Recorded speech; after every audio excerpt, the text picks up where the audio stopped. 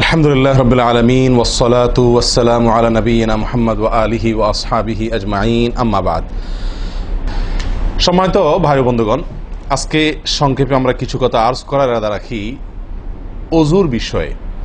ওযুতে আমাদের যে সমস্ত ভুল ত্রুটিগুলো সচরাচর হয়ে থাকে সে বিষয়ে সামান্য কিছু কথা আর্জ করার ইরাদা রাখি। ওয়া মা তাওফীক ইল্লা বিল্লাহ। আমরা সকলেই কমবেশ জানি যে ওযু বা পবিত্রতা এটা হলো সালাতের চাবি। নবী সাল্লাল্লাহু আলাইহি ওয়াসাল্লামের সূরা আবু দাউদে বর্ণিত হাদিসে আসছে, তিনি বলেছেন মিফতাহুস সালাতি আত-তাহুর, সালাতের বা নামাজের চাবি হলো কি? পবিত্রতা বা ওযু। তো চাবি যদি ঠিক থাকে, পারফেক্ট হয়, তাহলে তালা খুলবে। আর যদি চাবি পারফেক্ট না হয়, ঠিক না হয়, তাহলে সেক্ষেত্রে তালা খুলবে না। ওই চাবি দিয়ে আপনি ঘরে প্রবেশ করতে পারবেন না। মনে করুন জান্নাত হলো আমার ঘর বা গন্তব্য, ঢুকতে হলে আমাকে সালাতের তালাটুকু খুলে ঢুকতে হবে, অর্থাৎ সালাত পড়ে ঢুকতে হবে, আর তার চাবি হলো পবিত্রতা। তাহলে পবিত্রতা চাবি, তার তালা হলো সালাহ, আর সালাহ পড়ে আমি ঢুকতে চাচ্ছি জান্নাতে। তাহলে আমার শেষ গন্তব্যে, অর্থাৎ আমি যে জায়গাটা যেতে চাচ্ছি সেই জায়গায় জান্নাতে যেতে হলে আমার সালাত ঠিক হতে হবে, আর সালাত ঠিক হতে হলে তার চাবি ঠিক থাকতে হবে। তালা ঠিক থাকতে হলে, তালা খুলতে হলে চাবি ঠিক থাকতে হবে। সেটা হলো কি? সালাত, তাহারাত বা পবিত্রতা। তো পবিত্রতার সবচাইতে কমন পবিত্রতা হলো ওযু। এই ওযুর বিষয়ে আমাদের বেশ কিছু ত্রুটি, বেশ কিছু ভুল ভ্রান্তি হয়ে থাকে। ওযুর যে ভুলগুলো হয়তো আপনিও করেন, আমরাও করছি প্রতিনিয়ত, কিন্তু জানি না। তো সেগুলো নিয়ে আমরা সংক্ষেপে আলোচনা করব। নবী সাল্লাল্লাহু আলাইহি ওয়াসাল্লাম বুখারী মুসলিমের হাদিসে আসছে, তিনি বলেছেন লা তুকবালু সালাতুন বিগাইরি তাহুরিন, পবিত্রতা ছাড়া কোনো সালাত কবুল হবে না। কোনো সালাত আল্লাহর কাছে অ্যাকসেপ্টেড, গ্রহণযোগ্য হবে না কি ছাড়া? তাহারাত ছাড়া, ওযু ছাড়া। অতএব এই ওযু এটা পূর্ণাঙ্গ হলে সালাত পূর্ণাঙ্গ হবে, সালাত পূর্ণাঙ্গ হলে জান্নাতে যাওয়া সহজ হবে ইনশাআল্লাহ। অতএব একটা আরেকটার সাথে সম্পর্ক যুক্ত বিধায় সবকিছুর আগে, সালাতেরও আগে আমাকে লক্ষ্য করা দরকার আমার ওযু বা তাহারাতটা কি হচ্ছে কিনা, ঠিকঠাক হচ্ছে কিনা। প্রিয় ভাইরা, ওযু দুই প্রকার। একটা হলো কোন রকম ওযু, আরেকটা হলো পূর্ণাঙ্গ ওযু। একটা হলো কোন রকম ওযু, আরেকটা হলো কি?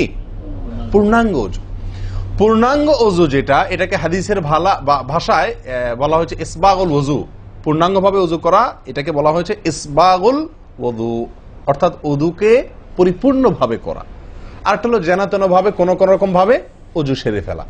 আমরা সাধারণত সারাদিন যে ওযুটা করি, সারা জীবন যে ওযুটা করে আসছি, সেটা হলো যেন তেন ওযু বেশিরভাগ লোকের। ইল্লা মান রাহিমা রব্বি, হাতে গোনা কিছু লোক আমরা আছি যারা ইসবাগুল ওযুর যে নির্দেশ সেটা পালন করতে সক্ষম হয়েছি, অর্থাৎ ওযুটা পূর্ণাঙ্গ করতে পেরেছি। প্রিয় ভাই বন্ধুগণ, ইসবাগুল ওযু এর নির্দেশ নবী সাল্লাল্লাহু আলাইহি ওয়াসাল্লাম বিভিন্ন জায়গায় দিয়েছেন, বিভিন্ন জায়গায় বহু হাদিসে আসছে। তোমরা ওযুকে আসবিগুল ওযু, আসবিগুল ওযু, তোমরা ওযুকে পরিপূর্ণ করো, ওযুকে পূর্ণাঙ্গভাবে করো, সঠিকভাবে করো, যথাযথভাবে করো। তার মানে নবী সাল্লাল্লাহু আলাইহি ওয়াসাল্লাম জানতেন যে ওযুতে যথার্থতার খেলাফ প্রচুর পরিমাণে হয়ে থাকে, আর সেজন্য তিনি সাবধান করেছেন আসবিগুল ওযু, অর্থাৎ ওযুকে তোমরা পূর্ণাঙ্গভাবে করো, সুন্দরভাবে করো, যথার্থভাবে করো। কথা কি বুঝাতে পারছি? যেহেতু ওযুর বিষয়ে আমাদের গাফলতি আছে বা গাফলতি থাকার কথা, সেজন্য নবী সাল্লাল্লাহু আলাইহি ওয়াসাল্লাম আমাদেরকে বলেছেন ওযু করো, এটা না, বলেছেন আসবিগুল ওযু, অর্থাৎ আকমিলুল ওযু, ওযুকে পরিপূর্ণভাবে করো, সুন্দরভাবে করো, যথাযথভাবে করো। ওযুর যে ফজিলত, ওযুর যে ফজিলত মুসলিম বর্ণিত হাদিসে আসছে, নবী সাল্লাল্লাহু আলাইহি ওয়াসাল্লাম বলেছেন যে ব্যক্তি পরিপূর্ণভাবে ওযু করবে, পরিপূর্ণভাবে ওযু করবে, ভালোভাবে ওযু করবে, এবং ওযুর শেষে কালিমাতুশ শাহাদা যেটা আছে, আশহাদু আল্লা ইলাহা ইল্লাল্লাহু ওয়াহদাহু লা শারীকা লাহু ওয়া আশহাদু আন্না মুহাম্মাদান আবদুহু ওয়া রাসূলুহু, এই কালিমায়ে শাহাদা পাঠ করবে ওযুর শেষে, এই ব্যক্তির জন্য আল্লাহ সুবহানাহু ওয়া তাআলা জান্নাতের সমস্ত দুয়ার খুলে দিবেন। তাহলে আমরা বলতে পারি জান্নাতের 8 দুয়ারের সমস্ত দুয়ারের একটা রিমোট এখানে নবী সাল্লাল্লাহু আলাইহি ওয়াসাল্লাম আমাদেরকে বাতলে দিয়েছেন। একটি রিমোট, এই এক রিমোট টিপের সঙ্গে সঙ্গে 8 দরজা সব খুলে যাবে। সেটা হলো ওযুকে কি করা? পরিপূর্ণভাবে করা, সুন্দরভাবে করা, এবং এর শেষে, ওযুর শেষে কালিমাতুশ শাহাদা পাঠ করা, আশহাদু আল্লা ইলাহা ইল্লাল্লাহু ওয়াহদাহু লা শারীকা লাহু ওয়া আশহাদু আন্না মুহাম্মাদান আবদুহু ওয়া রাসূলুহু। আপনি পাঠ করলেন, জান্নাতের সমস্ত দুয়ার এর রিমোট যেন টিপ দিলেন। এই তিনটা কাজ করলেন মানে কি, জান্নাতের 8 দরজার একটি কমন রিমোটে টিপ দিলেন, আপনি সবগুলো পটপট খুলে যাবে, যে কোনো দরজা দিয়ে আপনি জান্নাতে দাখিল হতে পারবেন ইনশাআল্লাহ। প্রিয় ভাইরা, তাহলে হাদিস থেকেও বোঝা গেল যে যে কোনো দরজা দিয়ে ঢুকতে হলে ওযুটা হইতে হবে পরিপূর্ণরূপে ওযু, ইসবাগুল ওযু। অতএব ওযু আমার পরিপূর্ণ হচ্ছে কিনা এই বিষয়টা একটু যাচাই করা দরকার, কি দরকার না? প্রিয় ভাইরা, নবী সাল্লাল্লাহু আলাইহি ওয়াসাল্লাম সূরা আবু দাউদের এক হাদিসে বলেছেন, ইন্নাহা লা তাতিম্মু সালাতু আহাদিকুম হাত্তা ইউসবিগাল ওযুআ কামা আমারাহুল্লাহ। তোমাদের কারোর সালাত ততক্ষণ পর্যন্ত পরিপূর্ণ হবে না, সালাত ততক্ষণ পর্যন্ত সুন্দর হবে না, পূর্ণাঙ্গ হবে না, সালাতে পূর্ণতা আসবে না, যতক্ষণ না তোমরা ওযুকে ঠিক আল্লাহ যেভাবে করতে নির্দেশ করেছেন ওইভাবে পরিপূর্ণভাবে না করো। আল্লাহ সুবহানাহু ওয়া তাআলা যেভাবে ওযু করতে বলেছেন ওইভাবে পরিপূর্ণ রূপে ওযু না করা পর্যন্ত তোমাদের সালাত পূর্ণতা পাবে না। তাহলে সালাতের পূর্ণতা পাওয়ার জন্য ওযুটি হইতে হবে, ওযু না শুধু। আমরা জানি যে সালাতের জন্য ওযু করতে হয় না, ওযু করলেই শুধু সালাতের পূর্ণতা আসবে না, ওযুটা হইতে হবে আল্লাহ যেভাবে নির্দেশ করেছেন সেভাবে, যথাযথ উপায়ে এবং সঠিকভাবে। প্রিয় ভাইরা, এখন আসি আমরা ওযুতে কি ভুলগুলো আমাদের এমন হয় যেগুলোর কারণে আমাদের ওযুর পূর্ণতা নষ্ট হতে পারে। তার ভিতরে 1 নম্বরের ভুল হলো, যেটি আমাদের হয়ে থাকে ওযুর ক্ষেত্রে অনেকেরই, সেটা হলো বিসমিল্লাহ পাঠ না করা। ওযুর শুরুতে কি পাঠ করতে হয়? বিসমিল্লাহ। আপনি যখন হাত ধুয়ে তো ওযু শুরু করবেন, 2 হাতের কবজি 2 হাতে ওযু শুরু করবেন না, প্রথম কাজ, তার আগে আপনি কি করবেন? বিসমিল্লাহ। বিসমিল্লাহ বলে হাত ধুয়ে তারপর ওযু শুরু করবেন। বহু লোক আছি আমরা ওযুখানায় ওই গল্প করতেছি, আড্ডা মারতেছি, কথাবার্তা বলতেছি, এই বলতে বলতে ওযু শুরু করে দিছি, তাহলে বিসমিল্লাহ কখন পড়তেছি? বিসমিল্লাহটা অনেক সময় অমনোযোগিতার কারণে, অবহেলার কারণে, অন্যমনস্কতার কারণে বিসমিল্লাহটা অনেক সময় আমরা বলতে ভুলে যাই। অথচ এই বিসমিল্লাহ পাঠ করা ওযু শুরুতে অনেক বিশেষজ্ঞ আলেমের মতে ফরজ। অনেকে বলেন বিসমিল্লাহ পাঠ না করলে ওযুই হবে না, আপনি যদি ভুলে বাদ দেন ওযু হলো না। যদিও সংখ্যাগরিষ্ঠ ওলামাদের মতে এটা না, তাদের মতে বিসমিল্লাহ পাঠ করা এটা ওযুর সুন্নাহ। এটা হলো ওযুর কি? সুন্নাহ। এটা আপনি যদি বিসমিল্লাহ বলে যদি ওযু শুরু করেন তাহলে ওযুটার ভিতরে পূর্ণাঙ্গতা আসলো। ওযুটার ভিতরে কি আসলো? পূর্ণাঙ্গতা আসলো। ওযুটার ভিতরে ওযুটা আপনার হৃষ্টপুষ্ট হলো। এই ওযুতে ইনশাআল্লাহ আপনার সালাত পূর্ণাঙ্গ হবে, যে সালাত আপনাকে জান্নাতে নিয়ে যাবে ইনশাআল্লাহ। তাহলে ওযুর শুরুতে একটা প্রাথমিক ভুল হলো বিসমিল্লাহ ভালো করে না পাঠ করা। নবী সাল্লাল্লাহু আলাইহি ওয়াসাল্লাম বলেছেন, ইবনে মাজাহ হাদিস, লা ওযুআ লিমান লাম ইয়াযকুর ইসমাল্লাহি আলাইহি। ওই ব্যক্তির ওযু হবে না, হাদিসটি সহিহ। নবী সাল্লাল্লাহু আলাইহি ওয়াসাল্লাম বলেছেন, ওই ব্যক্তির ওযু হবে না যে ব্যক্তি ওযুর শুরুতে আল্লাহর নাম নেয় নাই, বিসমিল্লাহ বলে নাই। এখন ওযু হবে না বলা হয়েছে।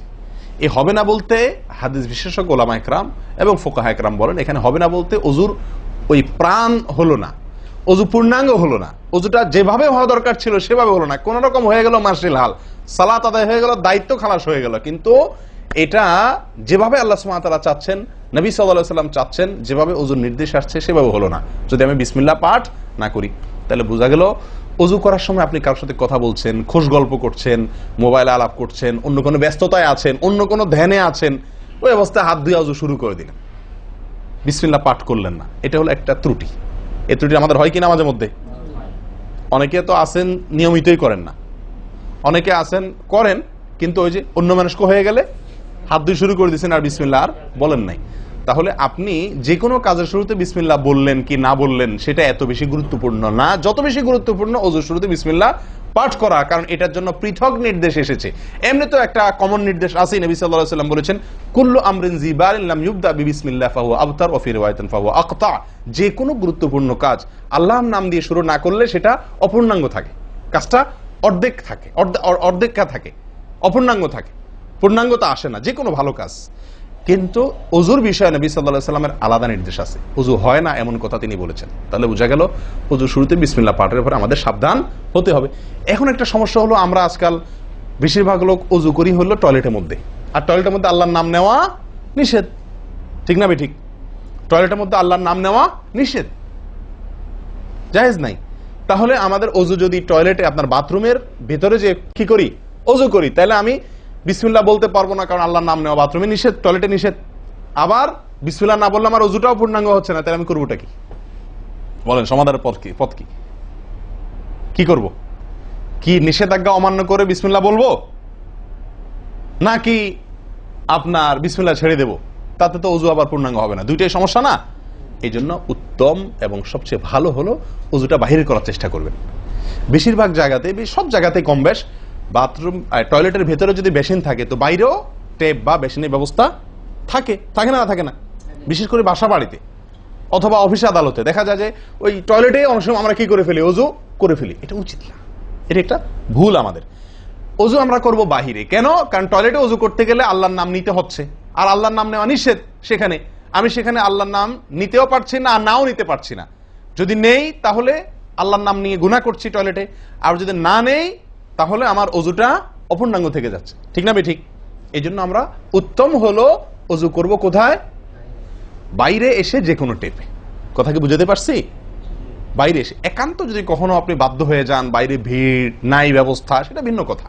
আর বাসা বাড়িতে যদি এরকম কোনো বাসা বাড়িতে যে বাইরে কোনো সিস্টেম নাই, আপনার নিজের বাসা না, আপনি ঠিক করতে পারতেছেন না, তো কমপক্ষে বেসিন এবং আপনার টয়লেটের কমোডের মাঝখানে কি দিব?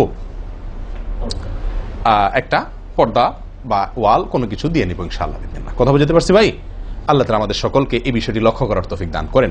তাহলে ভাই আমরা বিসমিল্লাহ পাঠ করব ওযু শুরুতে, লক্ষ্য করব ইনশাআল্লাহ যাতে করে ওযু শুরুতে বিসমিল্লাহ পাঠে ভুল না হয়। মনে থাকবে তো ইনশাআল্লাহ? আল্লাহ আমাদের তৌফিক দান করেন। দ্বিতীয় যে ভুলটি হয় ভাই, 100-99 জনের বলবো, তার চেয়ে বেশি হতে পারে, হাজারের ভিতরে 10 জন মানুষের হয় কিনা আমার সন্দেহ আছে এই কাজটা সঠিকভাবে করতে পারি না। সেটা হলো ওযুর সময় মিসওয়াক করা। ওযুর সময় কি করা ভাই? মিসওয়াক করা। এটি এত গুরুত্বপূর্ণ সুন্নাত যে নবী সাল্লাল্লাহু আলাইহি ওয়াসাল্লাম বলেছেন, বুখারীর হাদিস, লাউলা আন আশুক্কা আলা উম্মতি লা আমারতুহুম বিসওয়াকি ইনদা কুল্লি ওযু। বুখারীর হাদিস। নবী সাল্লাল্লাহু আলাইহি ওয়াসাল্লাম বলেন, আমার উম্মতের জন্য যদি কঠিন না হতো, তাদের জন্য কষ্টের কারণ না হতো, তাহলে আমি তাদেরকে বাধ্যতামূলক করে দিতাম, ফরজ করে দিতাম কি? প্রত্যেক ওযুর সময় মিসওয়াক করা।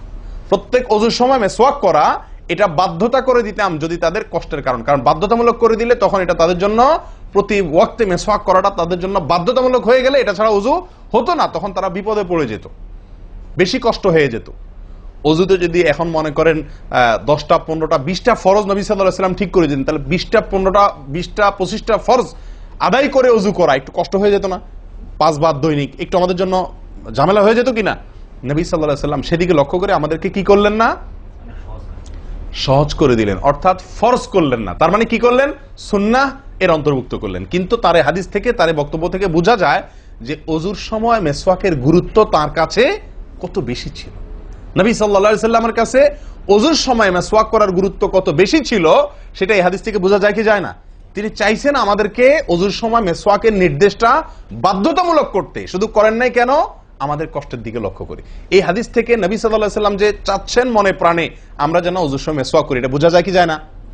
ভাই আমরা বিশেষ করে আরবিয়ানদেরকে দেখি, স্পেশালি সৌদি আরবে আমরা যারা আছি দেখি যে সৌদিদের প্রত্যেকের পকেটে কি থাকে? মিসওয়াক থাকে, এবং তারা সারাক্ষণ মিসওয়াক করে। এটা যেমন আমার দাঁতের মাড়ির জন্য উপকারী, ন্যাচারাল আপনার রস, মিসওয়াকের রস কর যেটা আসে, বিশেষ করে তিতা তিতা জাতীয় হলে আরো বেশি ভালো হয়। এটা আমাদের দাঁতের জন্য যেমন উপকার হয়, তেমনি ভাবে দাঁতকে পরিষ্কার রাখে, দবদবা রাখে, দুর্গন্ধ দূর করে, অনেক দুনিয়াবী উপকারিতা আছে। আর এর পাশাপাশি আপনি যতবার মিসওয়াক করছেন ততবার নবী সাল্লাল্লাহু আলাইহি ওয়াসাল্লামের এই আদেশটি আপনার পালন হচ্ছে। ওযুটা, বিশেষ করে ওযুর সময় মিসওয়াক করলে আপনার ওযুটা কি হচ্ছে? যেই ওযুতে তালা খুলবে সুন্দরভাবে এবং আপনি জান্নাত পর্যন্ত যেতে পারবেন, সে ওযু হবে যদি আপনি তাতে কি করতে পারেন? ওযুর মধ্যে সময় মিসওয়াক করতে পারেন। ভাই কার কার পকেটে মিসওয়াক আছে? আছে সাথে কারো?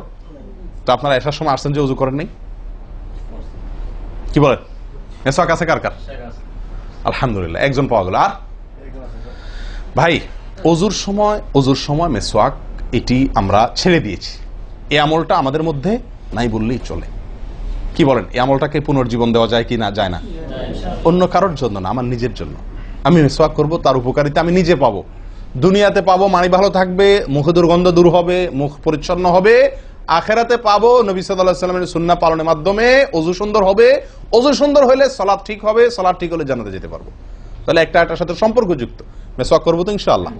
একদম উঠে গেছে মেসওয়াক। ওযুর সময় মেসওয়াক করতে আমাদের দেশি ভাইদেরকে দেখাই যায় না একেবারে বললে চলে। প্রিয় ভাইরা, আপনারা কি জানেন নবী সাল্লাল্লাহু আলাইহি ওয়াসাল্লামের জীবনের শেষ আমল কি ছিল? মেসওয়াক ছিল। নবী করিম সাল্লাল্লাহু আলাইহি ওয়াসাল্লামের জীবনের শেষ আমল, যে আমলের পরে আর কোনো আমলের সুযোগ পান নাই, এই আমলের পরে তিনি দুনিয়া থেকে বিদায় নিয়ে গেছেন, তার জীবনের লাস্ট আমল কি ছিল? মেসওয়াক।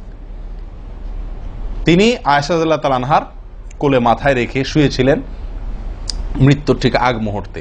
শরীরে আর শক্তি ছিল না মেসওয়াক চিবানোর মতো, নতুন মেসওয়াক চিবায়া ওটাকে নরম করবেন এই শক্তিটা ছিল না। আল্লাহ রাসূল সাল্লাল্লাহু আলাইহি ওয়াসাল্লাম আয়েশা রাদিয়াল্লাহু তাআলা আনহাকে দিলেন, আয়েশা মেসওয়াকটা আমাকে একটু চাবায়া দাও। তিনি চাবায়া নরম করে দিলেন। এরপর নবী সাল্লাল্লাহু আলাইহি ওয়াসাল্লাম মেসওয়াকটা করলেন। বাস, এই মেসওয়াকের পরে তার মৃত্যু এবং এই মেসওয়াকের মাঝখানে আর কোনো আমল করার সুযোগ ছিল না। ভাই, কত গুরুত্বপূর্ণ আমল বোঝা উচিত। ওযুর সময় মেসওয়াকটা উঠে গেছে, আমরা কি করবো ইনশাআল্লাহ? সবসময় মেসওয়াক পকেটে রাখবো তো ইনশাআল্লাহ? ওযুর সময় মেসওয়াক কখন করবেন, এটা নিয়ে ওলামাদের দুটি মত পাওয়া যায়। বেশিরভাগ ওলামাদের মত এবং বিশুদ্ধ মত হলো কুলি করার সময় আমরা মেসওয়াক করব। কুলি করার সময় আপনি বিসমিল্লাহ বলে হাত ধুলেন, এরপরে কুলি করলেন। মেসওয়াক করতে হবে এভাবে, সোজাসুজি, উপরে নিচে না, পাশাপাশি, ঠিক আছে? মেসওয়াক দিয়ে এভাবে আপনি খুব বেশি সময় করা দরকার না, একটা ঘষা দেন উপরের মাড়িতে, আরেকটা ঘষা দেন নিচের দাঁতে, দিয়ে এবার একবার কুলি করে ফেলান, ঠিক আছে? আবার মেসওয়াক দিয়ে একটা ঘষা দেন, আবার একটা ঘষা দেন, আবার কুলি করে ফেলেন। এভাবে 3 বার মেসওয়াক করেন, 3 বার কুলি করেন, বাস সুন্নাত আদায় হয়ে গেল। কথা কি বুঝাতে পারছি? আল্লাহ তাআলা আমাদের সকলকে তৌফিক দান করেন। প্রিয় ভাইরা, তাহলে ওযুর মধ্যে আমাদের যে খুঁতগুলো আছে আমি সেগুলো ধরা দেওয়ার চেষ্টা করছি। একটা বড় খুঁত, যে খুঁত থেকে আমরা বেশিরভাগ লোকই মুক্ত নই, সেটি হলো মেসওয়াক বিহীন ওযু। লক্ষ্য করবো তো ইনশাআল্লাহ? আল্লাহ আমাদেরকে আমলের তৌফিক দান করেন। একান্ত না থাকলে আঙ্গুল দিয়ে করলেন, কিন্তু আপনি নিয়মিত আঙ্গুল দিয়ে করলেন সেটা না, মেসওয়াকই করা উচিত। ভাই, 3 নম্বর যে ভুলটা আমাদের হয়ে থাকে সেটা হলো কুলির মধ্যে। দেখেন প্রত্যেকটা কাজেই কিন্তু আমি একটা একটা করে আপনার দেখাচ্ছি ওযুর, প্রত্যেকটা কাজে আমাদের ত্রুটিগুলো হয় কিভাবে দেখেন। কুলির সময় ভুল হয়। কি ভুল হয়? কুলিটা যেভাবে করার কথা সেভাবে আমরা করি না। হাদিসে কুলির বিষয়ে নির্দেশ এসছে, সেটাকে বলা হয়েছে মদমাদা। মদমাদা আরবি শব্দ, এটার বাংলা অর্থ হয় কুলি করা বা কুলকুচি করা বা কুলকুচা করা। এই কুলি বা কুলকুচা এটা হলো মুখের ভিতরে আপনি হাতের কোষে করে পানি নিয়ে মুখে নাড়বেন, এরপরে ফেলবেন, আবার হাতে নিবেন, কিছু সময় নাড়বেন, 1 সেকেন্ড হোক 2 সেকেন্ড হোক, এরপরে ফেলবেন। এটা হলো কুলি বা কুলকুচা। আমরা বেশিরভাগ সময় এরকম করি আলহামদুলিল্লাহ। যখন ব্যস্ত থাকি, যখন হুলস্থুল থাকে, কোনো সময় কোনো কাজের তাড়া থাকে, তখন অনেক সময় আমরা কি করি? হয় কি না হয় না? মুখে নিলাম আর ঢাললাম, মুখে নিলাম আর ঢাললাম। আমি জানি না আপনাদের হয় কিনা এরকম। আমি দেখছি এরকম অনেক সময় হয়। আপনারা একমত কিনা? নিলাম মানে ব্যস্ততার কারণে হয়তো জামাত শেষ হয়ে যাচ্ছে বা অন্য কোনো কারণ আছে, অথবা দেরিতে আসছি, তো তখন মুখের ভিতর নেওয়া আর ফেলাও, নেওয়াও আর ফেলাও, এতে কুলি হবে না। হাদিসে যে কুলির নির্দেশ আসছে সেই কুলি হবে না। এটা মুখে পানি দিলেন আর বাইর করলেন, এটাতে কুলি হইতে হলে আপনাকে মুখে পানি দিবেন, নাড়বেন। ভাই, কুলিটা কেন করতে বলা হয়েছে? মুখের ভেতরটা কি করার জন্য? পরিষ্কার করার জন্য। আপনি যদি মুখে পানি নেন আর বাইর করেন, তাহলে কি মুখ পরিষ্কার হবে?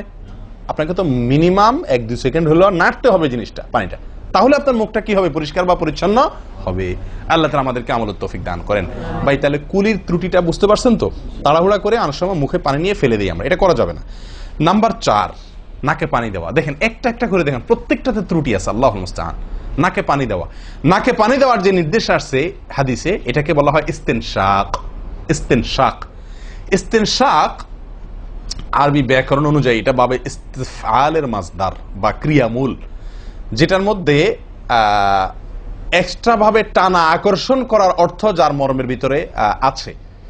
তো ইস্তেনশাক শব্দের মূল অর্থ হলো পানি টানা, নাকে পানি টানা।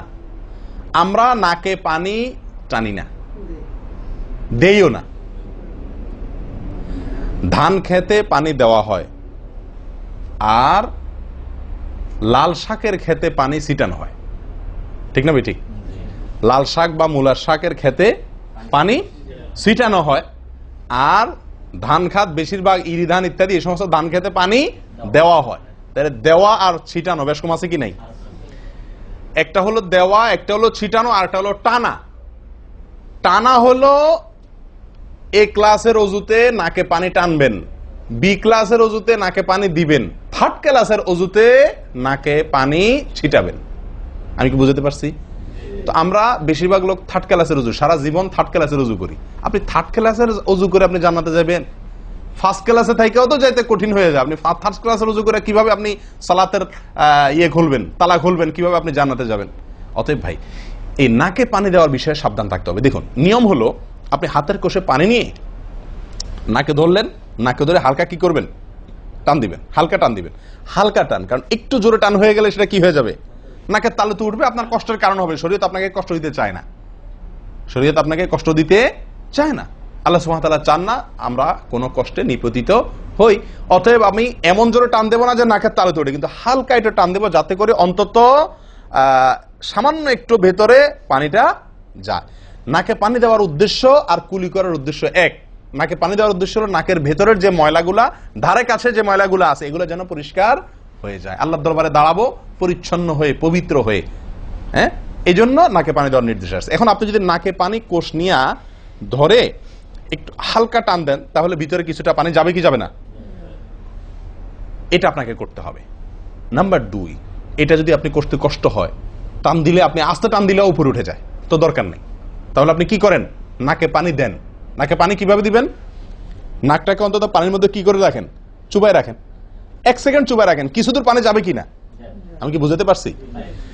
আমরা অনেকে বিশেষ করে আমি দেখছি ওযু করার সময় নাকে পানি ছিটান। কিভাবে পানি ছিটান? ওই যে কষে করে পানি নিয়ে, লক্ষ্য করছেন আপনারা? এভাবে নিয়ে এরকম মারে পানিটা, এরকম মারলে সেটা কি হলো? ছিটানো হলো। হাদিসে যে ইস্তেনশাকের কথা বলা হয়েছে সেটা হলো না। আপনি সারা জীবন ওযু করলেন, অথচ আপনার কখনো নাকে পানি দেওয়ার সুন্নাহটি আদায় হলো না। সারা জীবন, আজীবন আপনার ওযুটি হয়ে গেল সুন্নাহ ছাড়া। আমি কি বুঝতে পারছি? অতি প্রিয় ভাই বন্ধুগণ, এই বিষয়টা খুব লক্ষ্য রাখতে হবে যে নাকে পানি দেওয়ার ক্ষেত্রে আমাদের ত্রুটি হয়, পানিটা ভেতরে যায় না। অনেক সময় আমরা ছিটা দেই, বা অনেক সময় দিলেও কোন রকম দিয়েই ছেড়ে দিই। দিয়ে ছেড়ে দিলে তো হবে না, আপনার ভেতরে অন্তত যতদূর সম্ভব ততদূর পানিটা, এই নরম অংশটা তত নিতে হবে, আপনি উপরে উঠানোর দরকার নেই। আমি কি বুঝতে পারছি? এটা একটা ত্রুটি হয় ওযুর ক্ষেত্রে। দেখুন, ওযুটা পূর্ণাঙ্গভাবে কি হচ্ছে না, কত ভাবে দেখেন। প্রিয় ভাইরা, এটা গেল একটা ভুল ইস্তেনশাকের বিষয়। এই বিষয়ে নবী সাল্লাল্লাহু আলাইহি ওয়াসাল্লাম একটা আলাদা নির্দেশ আছে দেখেন, যাতে আমরা নাকে পানি দেওয়াটা ভালোভাবে করি। উনি হয়তো জানতেন বা দেখছেন যে মানুষ নাকে পানি দেওয়াতে গাফলতি করে, ত্রুটি করে, ওই যে ছিটাছিটির কাজ করে। তিনি বলেছেন, সহিহ বুখারীর হাদিস, না আফওয়ান আবু দাউদের হাদিস, নবী সাল্লাল্লাহু আলাইহি ওয়াসাল্লাম বলেছেন, আসবিগিল ওযুআ, ওই একই কথা, তোমরা ওযুকে পরিপূর্ণভাবে করো। ওয়াখাল্লিল আসাবি' ওয়া বালিগ ফিল ইস্তিনশাক ইল্লা আন তাকুনা সাইমান। নাকে পানি দেওয়ার সময় খুব ভালোভাবে নাকে পানি দিবা তোমরা। যদি তুমি রোজাদার হও তাহলে ভিন্ন কথা, তাহলে খুব বেশি ভালো করে নাকে পানি দিতে যেও না, কারণ তখন পানি উপরের দিকে উঠে গলা হয়ে তোমার পেটে যেতে পারে, রোজা ভঙ্গ হতে পারে। আমি কি বুঝতে পারছি? তাহলে আপনি নাকে পানি দিবেন, কিন্তু আপনি কি করবেন না, রোজাদার হলে তখন শুধুমাত্র ভালোভাবে নাকে পানি দিতে পারবেন না। আর এছাড়া অন্য সময় কি করবেন? নাকে পানি দেওয়ার ক্ষেত্রে ভালোভাবে দিতে বলা হয়েছে। ভালোভাবে দেওয়ার মানে কি? ছিটাইলে হবে? কোন রকম দিলে হবে? টান দিবেন, না পারলে অন্তত যতটুকু সম্ভব নাক চুবায়া আপনি ভেতরে পানিটা কিছু দূর হলেও নেওয়ার চেষ্টা করবেন। লক্ষ্য রাখবেন তো ইনশাআল্লাহ। আল্লাহ আমাদেরকে সকলকে আমলের তৌফিক দান করেন। প্রিয় ভাইরা, তাহলে নবী সাল্লাল্লাহু আলাইহি ওয়াসাল্লামের নির্দেশ আছে আলাদা, যে তোমরা নাকে পানি দেওয়ার ব্যাপারে কি করবে? ভালোভাবে নাকে পানি দিবে। আল্লাহ আমাদেরকে আমলের তৌফিক দান করেন। আরেকটি ভুল ভাই, নাকে পানি দেওয়া একটা আমল, নাক ঝাড়া আরেকটা আমল। নাকে পানি দেওয়া এটা একটা নির্দেশ, আর নাক ঝাড়া আরেকটা নির্দেশ। আমি কি বুঝতে পারছি? কুলি করা একটা আমল, হাত ধোয়া একটা আমল, হাতের কবজি পর্যন্ত 2 হাতের বিসমিল্লাহ বলা, তারপর তো এটা আছেই। এরপরে মেসওয়াক করা একটা আমল, কুলি করা আরেকটা সুন্নাহ, কুলির পরে নাকে পানি দেওয়া বা নাক দিয়া পানি টানা আরেকটা আমল, এরপরে নাক ঝাড়া আরেকটা আমল। আমি কি বুঝতে পারছি? নাক ঝাড়া এটাকে বলা হয় হাদিসের ভাষা ইস্তিনসার। ইস্তিনসার, ঝাড়া। এই নাক ঝাড়ার ক্ষেত্রে বিরাট ভুল হয় ভাই। ভুল, সবচেয়ে বড় ভুল তো এটা যে নাক ঝাড়াটা অনেকে ঝাড়েই না, ওই যে ছিটায় দেয় বস শেষ। নাক যে আলাদা ঝাড়তে হয় এটা অনেকে জানেনই না, করেনই না এটা। আবার অনেকে করেন তো মাঝে মধ্যে করেন, কিন্তু নাক ঝাড়াটা করা উচিত। যতবার নাক দিয়ে টান দিলেন না, এরপরে হালকা আঙ্গুল দিয়ে চাপ দিয়ে আপনি ওইটাকে প্রেসার দিয়ে নাকটা পরিষ্কার করবেন। কথা কি বুঝাতে পারছি? আবার নাকে পানি দিলেন, আবার পরিষ্কার করলেন, আবার নাকে পানি দিলেন, আবার পরিষ্কার করবেন। ভাই এটা হলো নাক ঝাড়া। এই বিষয়ে নবী সাল্লাল্লাহু আলাইহি ওয়াসাল্লামের নির্দেশ আছে। দেখুন সহিহ বুখারীতে আসছে, তিনি বলেন ইযাস্তাইকাযা আহাদুকুম মিন মানামিহি, যদি কেউ ঘুম থেকে উঠে, যদি কেউ ঘুম থেকে উঠে ফাতাওয়াদ্দা, এরপর সে ওযু করতে যায়, ফালইয়াস্তানসির সালাসান, তাহলে সে যেন 3 বার নাক ঝাড়ে, নাক পরিষ্কার করে। কেন? ফাইন্নাশ শাইতানা ইয়াবিতু আলা খাইশুমিহি, কারণ নাকের যে বাঁশি উপরের ছিদ্র, এই জায়গাটায় শয়তান রাত্রি যাপন করে। শয়তানের বেডরুম আপনার নাকের বাঁশি, বুঝতে পারছেন? শয়তানের বেডরুম হলো আমাদের নাকের বাঁশি। নবী সাল্লাল্লাহু আলাইহি ওয়াসাল্লাম বলছেন এই জায়গাটা সে অবস্থান নেয় এবং এই জায়গায় গিয়া মোটামুটি আমাদেরকে ব্রেন ওয়াশ করে, যে শুয়ে থাক, আরাম কর, যত ওয়াসওয়াসা দেওয়া দরকার, তার যে ডিউটি সেটা সে পালন করে, কুকামের যত বুদ্ধি দেওয়া দরকার, কিন্তু তার এই ঘাঁটি হলো আমাদের নাকের বাঁশি। ওজুর সময় যদি আমরা এটাকে সুন্নাহ পালন করতে গিয়ে এটাকে ঝাড়ি, তাহলে শয়তান দূর হয়ে যায়। কথা বুঝতে পারছি ভাই? এই বিষয়ে আরো কয়েকটি হাদিস আছে, যে হাদিসগুলো দ্বারা বোঝা যায় যে শয়তানের অবস্থান এই জায়গাটাতে থাকে মানুষের দেহে। তো আপনি যদি শরীরটাকে ফুরফুরে করতে চান, শয়তান ওয়াসওয়াসা থেকে ফ্রেশ হয়ে যেতে চান, তাহলে আপনার নাক ঝাড়ার আমলটার ব্যাপারে গুরুত্ব দিতে হবে। কথা বুঝতে পারছি ভাই? তাহলে ওলামা ইকরাম বলেন এই হাদিসে তো ঘুম থেকে উঠে ওযু করার ক্ষেত্রে বলা হয়েছে, তো এর মানে শুধু ঘুমের জন্যই এটা খাস নয়, ঘুম থেকে উঠে আপনি ওযু করলে সে ওযুতে এটা বেশি গুরুত্বপূর্ণ, কিন্তু অন্য সকল ওযুতেই বিষয়টি আমলযোগ্য বা সুন্নাহ। অতএব আমরা নাকে পানি দেব একটা আমল, আবার না কি করব, ঝাড়বো আরেকটা আমল। ভাই এরপরে আসি আরেকটি গুরুত্বপূর্ণ আমল যেটি হয় না, বা আরেকটি ত্রুটি ওযুতে, সেটি হলো আঙ্গুল খেলাল না করা। ওযুতে কি না করা? আঙ্গুল খেলাল না করা। আঙ্গুল খেলাল হলো হাত এবং পায়ের আঙ্গুলের যে চিপাগুলো আছে, এই চিপাগুলোতে পানি পৌঁছানোর জন্য, পানি পৌঁছানোটা নিশ্চিত করার জন্য কি করতে হবে? এক হাতের আঙ্গুলকে অন্য হাতের আঙ্গুলের চিপায় ঢুকায়া এভাবে কি করতে হবে? একটু হালকা নাড়তে হবে, যাতে করে জায়গাটাতে চিপাটাতে পানি গেছে, এটা কারণ এই চিপাগুলোতে পানি নাও যেতে পারে শুকিয়ে থাকার কারণে। তো আপনি যদি একটু নাড়া দেন পানির ভিজা আঙ্গুল দিয়া, তাহলে ইনশাআল্লাহ ওখানে পানি পৌঁছানোটা মোটামুটি নিশ্চিত হয়ে যাবে। ঠিক না ঠিক? তাহলে এই জিনিসটা অনেক সময় আমরা করি না, অথচ নবী সাল্লাল্লাহু আলাইহি ওয়াসাল্লামের নির্দেশ আছে আলাদা। তিনি বলেছেন, আবু দাউদের হাদিস, আসবিগিল ওযুআ ওয়া খাল্লিল বাইনাল আসাবি', ওযুকে পরিপূর্ণভাবে করো। আর ওযুকে পরিপূর্ণভাবে করার একটি অন্যতম কাজ হলো আপনার আঙ্গুলের মাঝে কি করা? খেলাল করা। তিনি বলেছেন তোমরা আঙ্গুলের মাঝে খেলাল করবে, এক আঙ্গুলকে অন্য আঙ্গুলের মাঝে প্রবেশ করে পরিষ্কার করবে। এটা হলো হাতের আঙ্গুল। পায়ের আঙ্গুল কিভাবে করবেন? পায়ের আঙ্গুল তো আর এক আঙ্গুল অন্য পায়ের আঙ্গুল ঢুকাতে পারবেন না, সেটা করবেন হলো অন্য হাদিসে আসছে, এই যে কোন আঙ্গুল আছে না, কোন আঙ্গুল দিয়া সব চিপাগুলোতে কি করবেন? ঘষা দিবেন। কোন আঙ্গুল দিয়া আপনার সব পায়ের আঙ্গুল চিপাগুলোতে ঘষা দিবেন। ভাই আমরা কজনে করি এই খেলার আমলটা বলেন তো? পায়ের আঙ্গুল কোন আঙ্গুল দিয়া পায়ের আঙ্গুলের চিপা খেলাল করা, হাতের আঙ্গুল খেলাল করা, কজনে করি আমরা বলেন? তাহলে এই ভুলগুলো আমাদের অহরহ হচ্ছে না ভাই? আমরা কি জান্নাতে যেতে চাই না? আমাদের সালাতটা সুন্দর হোক আমরা চাই না ভাই? আমাদের এই সালাত খুব পাওয়ারফুল হোক, শক্তিশালী সালাত হোক, এই সালাতের মাধ্যমে আমি অন্যায় থেকে বেঁচে থাকবো, এই সালাতের মাধ্যমে আমি জান্নাতে যাব, এই সালাত আমাকে খাঁটি মুসলিম বানাবে, এই সালাত আমাকে আল্লাহর কাছে প্রিয় বানাবে, এই সালাত কি আমাদের নূর হবে, আমরা চাই না ভাই? এগুলো যদি চাই তাহলে আমাকে ওযু সুন্দর করতে হবে, আর ওযু সুন্দর করতে গিয়ে এই ভুলগুলোর ব্যাপারে সাবধান হতে হবে। তাহলে আঙ্গুল খেলাল করা, পায়ের আঙ্গুল, হাতের আঙ্গুল আমরা করি না বললেই চলে ভাই। তো আজকে থেকে ইনশাআল্লাহ করব তো, নাকি যা শুনছেন এটা এখানে রেখে চলে যাবে? ভাই যদি পরিবর্তন না করেন, পরিবর্তন যদি আমরা না করি নিজেদেরকে, ওয়াল্লাহি সারা জীবন ওয়াজ শুনবো, কি লাভ বলেন? সময়টা নষ্ট। আপনি যদি এই কথাগুলোর উপরে আমলের চেষ্টা না করেন, নিজের জীবনে ফিট না করেন, এই ভুলগুলোকে ওযু করার সময় মাথায় রেখে এই ভুলগুলোকে আপনি দূর না করেন, তাহলে সেক্ষেত্রে এই শোনার কোনো লাভ হলো না। করবো তো ইনশাআল্লাহ। আল্লাহ সুবহানাহু ওয়া তাআলা আমাদের সকলকে সচেতন মুমিন হওয়ার তৌফিক দান করেন। সচেতন মুমিনের পরিচয় হলো মুমিন তার প্রত্যেকটা ভুলকে শিখবে, সংশোধন করবে, শিখবে, সংশোধন করবে। এভাবে করতে করতে করতে সে মুমিন হিসাবে কোয়ালিটিফুল আফার ক্লাসের মুমিন হতে পারবে, আল্লাহর কাছে প্রিয় পাত্র হতে পারবে। চেষ্টা করবো তো ইনশাআল্লাহ। আল্লাহ আমাদের সকলকে তৌফিক দান করেন। প্রিয় ভাইয়ারা, ওযুর ক্ষেত্রে আরেকটি ভুল এই যতগুলো ভুল বললাম এর ভিতরে বড় দুটি ভুল বলে ওজুর ভুলকে আমরা শেষের দিকে চলে আসছি। একটি বড় ভুল হলো শুকনা থেকে যাওয়া। কোনো জায়গা যদি আপনার অবহেলার কারণে শুকনা থেকে যায়, ওজুর অঙ্গগুলো যেগুলো ধুইতে হবে, তার কোনো অঙ্গ যদি শুকনা থেকে যায়, ওজু হবে? ওজু হবে না। এক ব্যক্তি ওজু করে আসছেন, নবী সাল্লাল্লাহু আলাইহি ওয়াসাল্লাম দেখেছেন তার ওজুর কোন জায়গা শুকনা আছে, তিনি বললেন যাও আবার ওজু করো, তোমার ওজু হয়নি। তিনি তাকে পুনরায় ওজু করাইছেন। কেন? তার ওজু সঠিকভাবে হয় না, শুকনা রয়ে গেছে। অনেক সময় দেখা যায় আমাদের অনেক ভাই ওজু করেন, ওজু করলে বেশ কিছু জায়গা, বিশেষ করে যে কোন জায়গাটা, এই জায়গাটা দেখা যায় শুকনা থাকে, এই যে কানের লতির এই যে জায়গাটা, এখানে দেখা যায় একটু কি থাকে, শুকনা থাকে, কপালের দিকে দেখা যায় শুকনা থাকে। এই জায়গাগুলো অনেক সময় দেখা যায়, বহু লোককে দেখা যায় ওজু করে আসছে, এখানে শুকনা, এখানে শুকনা, পায়ের গোড়ালি গিরা এই জায়গাগুলোতে শুকনা। কারণ হলো ওই যে অবহেলা করে ওজু করছে, কোন রকম ওজু করছে, ওজুটা যেভাবে করা দরকার সেভাবে করে নাই। ভাই এই জিনিসটা আপনার লক্ষ্য করা দরকার কি দরকার না? ওজুই হবে না। এই যে ভুলগুলো বললাম এগুলা হলে আপনার ওজু হয়ে যাবে, কাগজে কলমে ওজু হয়ে যাবে। কিন্তু এখনকার যে ভুলটা বললাম, যদি শুকনা না থাইকা যা আল্লাহ মাফ করেন, তাহলে কাগজে কলমে ওজু হবে না, কাগজে কলমেও কি হবে না, ওজু হবে না।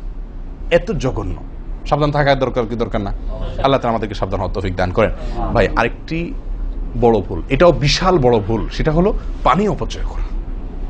পানি অপচয় করা, আল্লাহ মাফ করেন, এটা থেকে মুক্ত আমরা কেউই না বোধ হয় এই যুগে। পানি অপচয় ওজুর সময়, ভাই আমাদের ওজুতে কত পানি লাগে। আপনি যদি, আমরা তো বেশিরভাগ লোক এখন ট্যাপে ওজু করি না, আপনি যে ট্যাপটা ব্যবহার করেন ওই ট্যাপের নিচে যদি একটা কি রাখেন, বালতি রেখে দেন, আপনি ওজু করার শেষে লক্ষ্য করে দেখেন একটা খালি বালতি যদি রাখেন, কি পরিমাণ পানি পড়বে আনুমানিক? প্রায় এক বালতির মতো হয়ে যাবে না? সুবহানাল্লাহ, 50-100 জন লোকের ওজুর পানি এটা। নবী সাল্লাল্লাহু আলাইহি সাল্লামের ওজুর পানির পরিমাণটুকু হাদিসে আসছে ভাই। এক গ্লাস পরিমাণ পানি দিয়ে তার কি হয়ে যেত, ওজু হয়ে যেত। এক গ্লাস পানির প্রয়োজন হতো না নবী সাল্লাল্লাহু আলাইহি সাল্লামের ওজুতে, গোটা ওজুতে। আর সেখানে এক গ্লাস তো আমাদের শুধু কিসেই লাগে, হাত ধুতেও এক গ্লাস হয় কিনা সন্দেহ, এক হাতেও হয় কিনা এক গ্লাস ধুতে সন্দেহ। ভাই হাসির বিষয় না, এটা খুব জঘন্য অপরাধ, জঘন্য অপরাধ। আল্লাহ সুবহানাহু ওয়া তাআলা কোরআনে কারীমের ভিতরে কি বলেছেন? ইন্নাল মুবাযযিরিনা কানু ইখওয়ানাশ শায়াতিন, শয়তানের ভাই। হারাম পানি অপচয় করা, পানি অপচয় করা। সাহাবায়ে কেরাম জিজ্ঞেস করছেন, ইয়া রাসূলুল্লাহ, আমরা তো কেউ বলবো ভাই এই যে নির্দেশ নিষেধ এগুলো তো সাহাবীদের যুগে পানির টানাটানি ছিল, মরুভূমি এলাকার লোক ছিল, তখনকার বোধহয় সমস্যা। ভাই এখন তো আমাদের যুগে আলহামদুলিল্লাহ কি আছে, প্রচুর পরিমাণে পানি আছে, পানির তো অভাব নেই আল্লাহর ফজলে। আমরা কেউ হয়তো মনে করি যে অনেক পানি আছে, এখন বোধহয় আর এই এত টানাটানি করে ওযু করার প্রয়োজন নাই। আমি বলবো না ভাই, এটা ভুল। সাহাবায়ে কেরাম জিজ্ঞেস করছেন নবী সাল্লাল্লাহু আলাইহি ওয়াসাল্লামকে, ইয়া রাসূলুল্লাহ, যদি আমরা সমুদ্রে থাকি, নৌকায় যাচ্ছি, জাহাজে যাচ্ছি, সমুদ্রে পানির কোনো অভাব নাই, সেখানে পানি ব্যবহারের ক্ষেত্রেও কি আমাকে হিসাব করে করতে হবে? অতিরিক্ত করলে হিসাব দিতে হবে? নবী সাল্লাল্লাহু আলাইহি ওয়াসাল্লাম হাবাচক উত্তর দিয়েছেন।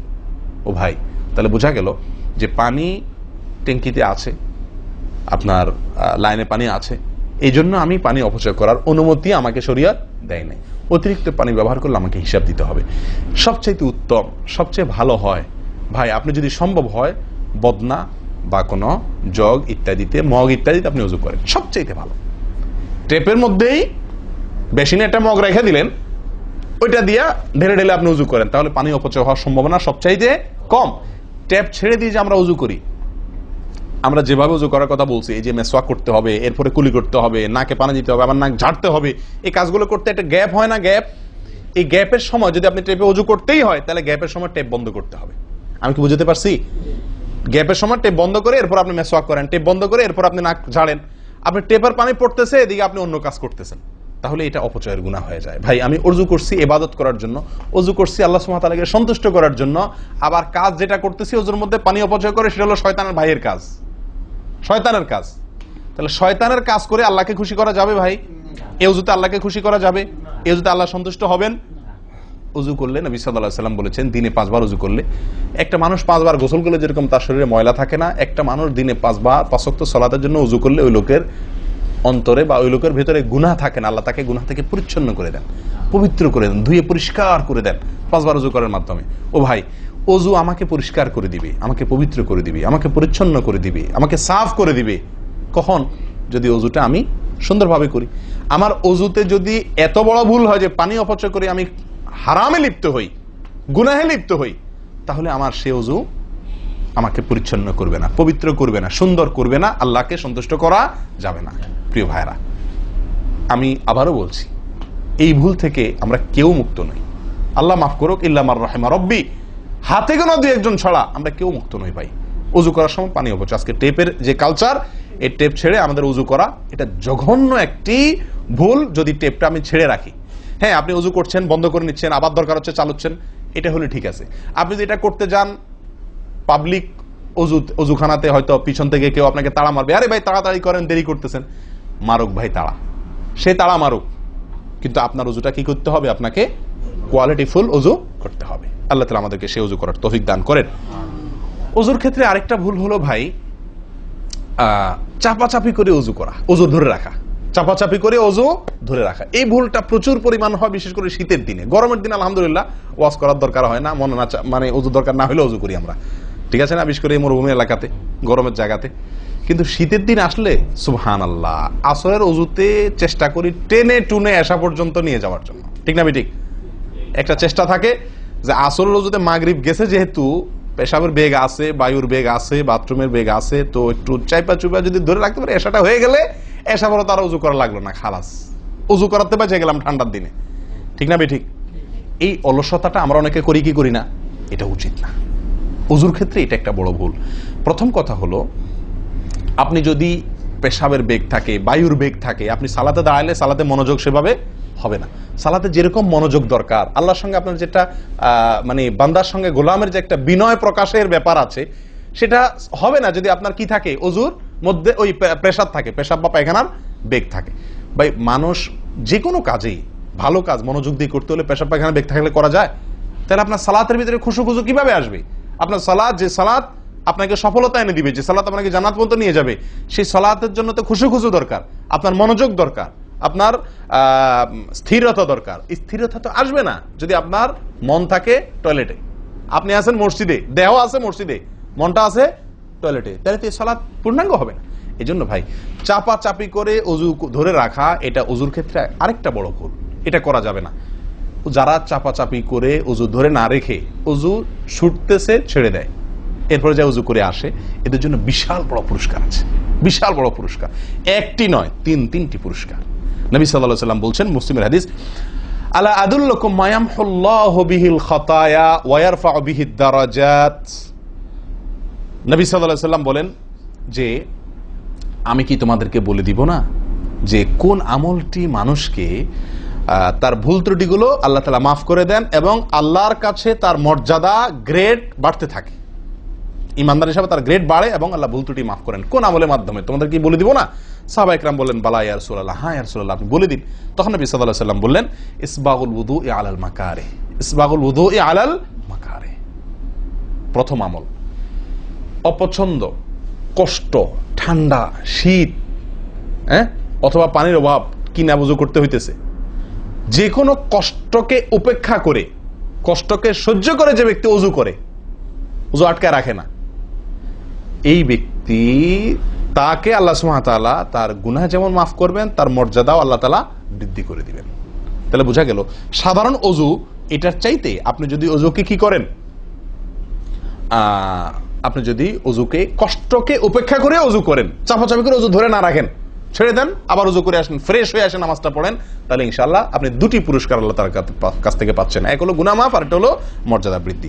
আল্লাহ তাআলা আমাদের সকলকে অজুর ভুল ত্রুটিগুলোকে কভার করে এগুলো থেকে পরিচ্ছন্ন থেকে, এই ভুলগুলো থেকে মুক্ত থেকে আল্লাহ তাআলা আমাদের সকলকে অজু করার তৌফিক দান করেন।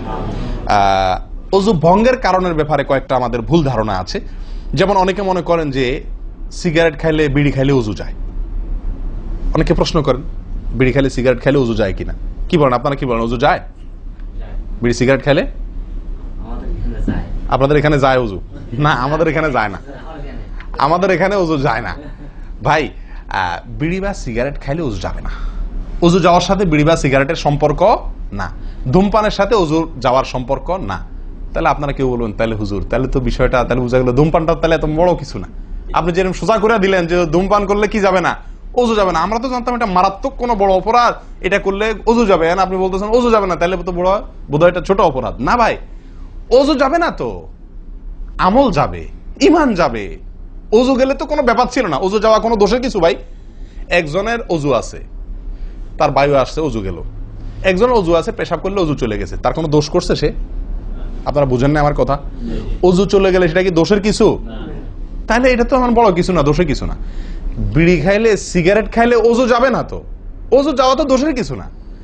এর চেয়ে বড়টা যাবে, তাকওয়া যাবে। কি যাবে? তাকওয়া ছুটে যাবে, মুত্তাকির খাতা থেকে নাম কাটা যাবে। বুঝেন না কথা? নেক আমলদারের খাতা থেকে নাম কেটে যাবে, গুনাহগার হবে, গুনাহে লিপ্ত হলো সে। ওযু ভাঙলে তো দোষের কিছু হতো না, ভুল তেমন কোনো ক্ষতির কিছু হতো না, কিন্তু তার চাইতে বড় ক্ষতি হবে। কিন্তু ওযু ভাঙবে না বলে তাহলে কি সিগারেট খায় ডাইরেক্ট মসজিদে চলে আসবো? না, সেটা জায়েজ নাই। সিগারেট যদি খান, এই বদ অভ্যাস যদি থাকে, হারামে লিপ্ত হওয়ার অভ্যাস থাকে, আল্লাহ হেফাজত করুক, সবাইকে ফিরে আসার তৌফিক দান করুক। কমের পক্ষে মুখকে ভালো করে ফ্রেশ করে পরিষ্কার করে ব্রাশ করে মেসওয়াক করে দুর্গন্ধ দূর করে তারপর মসজিদে আসবেন। কথা বুঝে আসছে? যাতে অন্য মানুষ কষ্ট না পায়। অনেকে মনে করেন হাঁটুর উপরে কাপড় উঠলে ওযু ভেঙে যায়, ঠিক না? ঠিক। আপনারা কি বলেন? আপনাদের দেশে ওযু ভাঙেনি? আপনাদের এখানে ভাঙে? আচ্ছা, ভাঙতে পারে। কোন কোন এলাকাতে হাঁটুর উপরে ওযু কাপড় উঠলে কি করে? ওযু ভাঙে। এটা অনেকে বলেন যে ভাই সতর যদি খুলে যায়, হাঁটুর উপরে কথা না, সতর খুলে গেল, কেউ ওযু করার পরে উলঙ্গ হয়ে গেল কাপড় পাল্টাতে গিয়া বা কোনো কারণ, এক কথায় ওযুর পরে যদি সতর খুলে যায় ওযু ভাঙবে না। কিন্তু আমাদের অনেক দেশে অনেক এলাকাতে ওযু ভাঙে না ভাই। এই যেখানে ভাঙে সেখানে আসলে ভাঙা উচিত না। ওযু আপনার সতর খুললে কি হয় না? ওযু ভঙ্গ হয় না। এর সাথে ওযু ভঙ্গ হওয়ার সম্পর্ক নাই। ওই যে বলছি, ধূমপানের মতো সতর যদি অন্য মানুষের সামনে খোলেন আপনি, তাহলে ওযু ভাঙলে তো দোষের কিছু হতো না। এখানে তাকওয়া ভাঙবে, ওযু ভাঙবে না। আমি কি বুঝাতে পারছি? এর চেয়ে বড় অপরাধ হবে, কবিরা গুনাহ লিপ্ত হলেন আপনি, ফরজ তরক হয়ে গেল, আপনি বড় গুনাহ করলেন। ওযু ভাঙলে তো এমন দোষে কিছু হতো না, কিন্তু ওযু ভাঙবে না। অনেকে মনে করে টিভি দেখলে, সিনেমা দেখলে, নাটক দেখলে, গান ফান দেখলে ওযু ভাঙে না। এটার সাথেও কি নাই? ওযু ভাঙার সম্পর্ক নাই। ওযু ভাঙার সম্পর্ক নির্দিষ্ট কিছু কাজে, পেশাব করলেন, পায়খানা করলেন, বায়ু ছাড়লেন, ঘুমাইলেন, ওযু ভাঙে এগুলাতে। কিন্তু আপনি সিনেমা দেখলেন, খারাপ কিছু দেখলেন, এই দেখলেই আপনার কি হবে না? ওযু ভাঙবে না। হ্যাঁ, একটা কথা ঠিক যে আপনি এই যে কাজগুলোর কথা বললাম, আপনি সিগারেট খাইলেন, আপনি আল্লাহ মাফ করেন কোন হারামে লিপ্ত হলেন, আপনি সতর খুললেন মানুষের সামনে, আপনি সিনেমা দেখলেন, টিভিতে খারাপ হারাম কিছু দেখলেন, তাহলে কি করতে হবে? ওযু করা উত্তম। ওযু করা, এগুলা করার পরে বিনা ওযুতে নামাজ না পড়ে ওযু করে নামাজ পড়া উত্তম। কেন? কারণ ওযু করলে আল্লাহ সুবহানাহু ওয়া তাআলা কি করেন? গুনাহ খাতা মাফ করে দেন। তাহলে আপনি যে অপরাধ করলেন সেটা মাফ করে নামাজে আসলেন ফ্রেশ হইয়া, ওটা ভালো। কিন্তু ওযু ভেঙে যাবে এরকম না। মহিলারা বাচ্চাদেরকে দুধ দিলে অনেকে মনে করেন কি হয়? ওযু ভাঙে। আসলে কি না, বাচ্চাদেরকে দুধ খাওয়ালে কি হবে না? ওযু ভাঙবে না। কথা বুঝাতে পারছি? এরকম কিছু ভুল ধারণাও আছে। যাই হোক, ওযুতে যে ভুলগুলো হয়ে থাকে আমি আবার বলে দিচ্ছি এক নজরে। এক, আপনার বিসমিল্লাহ না বলা, শুরুতে বিসমিল্লাহ ভুলে যাওয়া বা না বলা, এটা ভুল। আরেকটা হলো মেসওয়াক না করা, কুলি করার সময় মেসওয়াক না করা, এটা কমন ভুল হয়ে গেছে। 3 নম্বর হলো কুলিটা সুন্দরভাবে না করা, পানিতে মুখে পানি কোষ করে নিয়ে এরপরে কিছু সময় মুখের ভিতরে করে নাড়াতে হবে। না নাড়ানো, এটা আরেকটা ভুল। নিয়ে ফেলে দিলাম তাড়াহুড়া করে, এটা আরেকটা ভুল। 4 নম্বর হলো আপনার নাকে পানি ছিটাই আমরা, এটা আরেকটা ভুল। ছিটানো যাবে না নাকে পানি টানতে হবে অথবা পানি দিতে হবে, কিন্তু পানি কি করা যাবে না? ছিটানো যাবে না, ছিটানোটা আরেকটা ভুল। 5 নম্বর হলো আপনার নাক ঝাড়া। নাকে পানি দেওয়ার পরে কি করতে হয়? নাক ঝাড়তে হয়। আবার দেখেন ডানে বামে লোকজন দেখে ঝাড়েন, বিশেষ করে উজুখানাতে যদি করেন উল্টাপাল্টা আপনার নাক ঝাড়া, মার খাইয়েন না। তখন আমার কথা বলেন না, আমার যে মৌলভী সাহেবের ওয়াজ শুনে আমি মার খাইছি। দেখেন, নাক ঝাড়ার সময় দেখে শোনা, আশপাশে দেখে নিজের নিয়ন্ত্রণে রেখে নাক ঝাড়বেন, কিন্তু ঝাড়তে হবে। ঝাড়াটা একটা সুন্নাহ আমল, এটি বিলুপ্ত হওয়ার পথে। 6 নম্বর হলো ভাই আঙ্গুল খেলাল করা। কি করা? আঙ্গুল খেলাল করা। এটা উঠে গেছে। পায়ের আঙ্গুল খেলাল করতে হবে, কোন আঙ্গুল দিয়ে হাদিসে আসছে, আর হাতের আঙ্গুল এগুলা দিয়া, কারণ এগুলাতে জাহান্নামের আগুন প্রবেশ করবে যদি এগুলো শুকনা থাকে, সালাত হবে না। এরপর আসি 7 নম্বর ভুল হলো আপনার সালাতের মধ্যে, এই ওযুর মধ্যে কোন অঙ্গ শুকনা থেকে যায়, বিশেষ করে গিরা। নবী সাল্লাল্লাহু আলাইহি ওয়াসাল্লাম বলেছেন ওয়াইলুল লিল আকাব মিনান নার, তোমরা পায়ের গিরা গোড়ালি এগুলোকে জাহান্নামের আগুন থেকে বাঁচাবা, অর্থাৎ এগুলোতে ভালো করে পানি পৌঁছানোর জন্য। কারণ বিশেষ করে শুকনার দিনে, শুকনা যখন হয় শীতের দিনে, তখন এগুলো ফেটে যায়, পানি আপনি ঢাললেই যায় না, একটু হালকা ডললে টললে ভালো করে তারপরে পানিটা জায়গা মতো যায়। এই জন্য ওইগুলোর পরে গোড়ালির পরে বিশেষভাবে লক্ষ্য রাখা দরকার। আর কষ্ট উপেক্ষা করে উজু করার চেষ্টা করা দরকার। আর শেষ যেটা, সেটা হলো পানি অপচয়। কি করা ভাই? পানি অপচয় করা। প্রচুর পরিমাণ পানি আমরা অপচয় করি উজু করার সময়, যেটা আমাদের উজুর সৌন্দর্যকে নষ্ট করে, উজুর গুণগত মানকে নষ্ট করে দেয়। আসুন সুন্দরভাবে উজু করার স্বার্থে এই ভুলগুলো থেকে মুক্ত থাকার চেষ্টা করি। আল্লাহ তাআলা আমাদের সকলকে আমল তৌফিক দান করেন। ওয়া আখিরু দাওয়ানা আনিল হামদুলিল্লাহি রাব্বিল আলামিন। ওয়াসসালামু আলাইকুম ওয়া রাহমাতুল্লাহি ওয়া বারাকাতুহু।